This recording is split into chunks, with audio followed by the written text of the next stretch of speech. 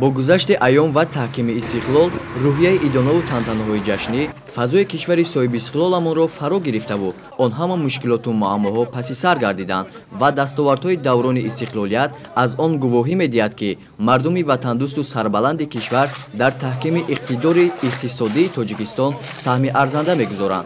همین است که امروزها در همه جماعت‌های دهاتی شهر ایسار کارهای آبادانی، سازندگی و بنیادکاری از جانب صاحبکاران محلی جریان دارد.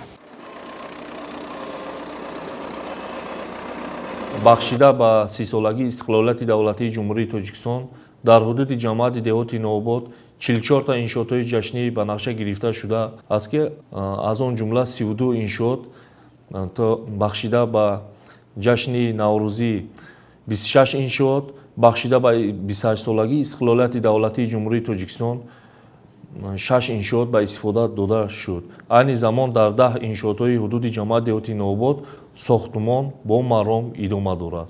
аз он ҷумла дар ҳудуди ҷамоати деҳоти Нообод сохта ба истифода додани қассобхона, новоҳихона, чоҳҳои амудӣ, бунгои тиббӣ, сартарошхона ва дар 3 деҳаи ҳудуди ҷамоат синфхонаҳо сохта ба истифода дода шуд. айни замон дар деҳаи Ситора 6 синфхона сохта ба истифода дода шуд ки фаъолияташ хуб аст. ва мо нақша дорем ки дар соли 2019 дар арафаи соли нави мелодӣ бо 5 иншооти дигарро ба истифода диҳем. ба пешвози ҷашнҳои милливу тарихӣ сокинон ва кормандони корхонаву ташкилот низ рӯзҳои истироҳат дасти ёрӣ мерасонанд то дар зебогии шаҳри худ саҳмгузор бошанд.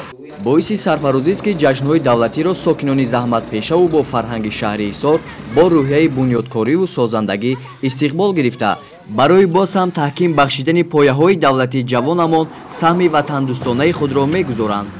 гузориши соҳибнур Абдурасулов, Хуршед Ҳалимов аз шаҳри Ҳисор барои барномаи иттилооти Навид.